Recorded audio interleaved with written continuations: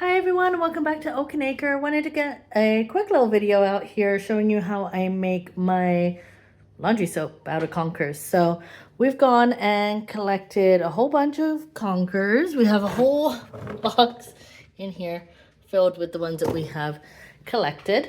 And what I tend to do is I put them in my little blender here and pulverize them until they're in a bunch of pieces. Easy peasy. And then when my kettle is full, I just basically fill that up.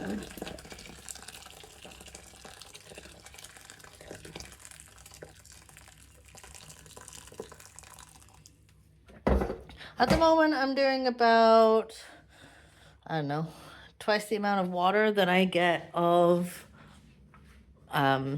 conkers. Now, I don't have a really good sieve, so I tend to just use this to kind of scoop out the shell bits. So the reason I'm scooping out the shell bits is just to stop the color from the shells from going into the liquid. Now you can freeze the conkers to have the shells come off easy, and you can just peel them before doing that.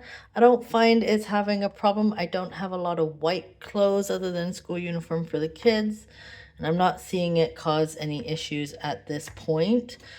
The kids tend to stain their clothes more than the laundry soap will. So basically, you just mix it around a little bit, and this will start to get a little thicker. And I let that brew for a minimum of 30 minutes. I have some laundry to do, so it probably is not going to be in there any longer than that for the next batch. But I collect that, and then after I wiggle it every so often. And then if you've got more time, you can leave it for a couple hours, and you can also leave it just to steep overnight. And then what I do is I just have an old bottle from laundry soap that I throw in there. If you're going to use it up in a day or two, I tend to do a small batch like this because I'll use it up in a couple days. If I'm not going to use it up in a couple days, you just store it in your fridge and it'll be good for the week. If you don't need this much, we're a family of 5, so if you don't need this much liquid, then obviously you can do less conkers. I do about 10 to 20 conkers at a time, probably sit more closer to the 12 to 15.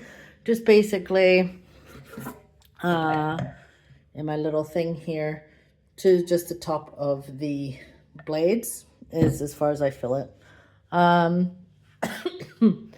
When I use it in the laundry, I got one of these from our regular soaps we used to get. So I fill this up once, pour it over the top of the laundry, fill it up again, and put that in the washing machine. And then in the drawer, I'll also throw a bunch, like a bit in there. It's been fine with just the dunk and the little one. I just tend to add a bit more if the clothes are a bit messier. But yeah, works well. The scent is just quite plain and nutty. So I use a fabric softener, and that has a scent, and that adds the scent to our clothes a little bit. So you don't need a fabric softener with the conkers because they act as part of a softener as well. But I like the smell, so I add it in there. And you can also just add either steep it with some lavender or whatever that you find in your garden, like herbs and things, or you can use like an what they call essence oil as well, just to add a scent as well. So it's up to you. As I have fabric softener, that's what I'm using. So using up what I have. But yeah, we've been doing this for a little while and hasn't been an issue. I prefer it over the soap beads, soap nuts that you can buy. They're very similar. The soap nuts actually are supposedly a bit soapier, but there's these. Now, one thing I do want to say is this does bubble up. right? You can see the soap bubbles there a little bit, right? So if you have it in the bottle and you shake it, there's a lot of bubbles that are created. However, your washing machine will not show you a bunch of bubbles like when you're washing it with standard washing liquid or detergent. You don't get all the foamy bubbles. So many YouTube videos and things show it with the bubbles. So unless you're putting like all of that into the laundry machine, you're not going to see that many bubbles. The only time I get the bubbles is when the fabric softener kicks in, and that's it. So you might see a few bubbles, but nothing like you would expect from a big laundry soap. This as well can be used for your hair as well as hair shampoo. You can wash your dishes with it. Conkers, of course, are not edible and they're a bit toxic and they can give you an upset stomach. So if you are using them to wash your dishes, then you want to make sure you're rinsing your dishes really well afterwards, just to make sure you get it off of there. You'll know if it's in your food because it's very, very bitter. You'll notice it. But I've heard people using it as dish soap.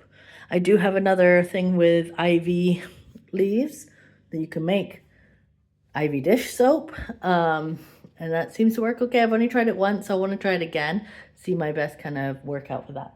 Anyway, hope you enjoyed this video. But yeah, you can already see it's starting to get darker.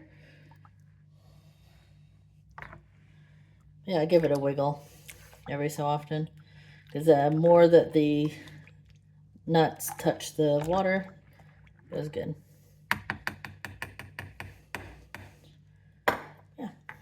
I'm going to take out the bits. But again, I have so many bits in there, it's not going to really do too much. Anyway, hope that helps. And any questions, just let me know. Okay, bye.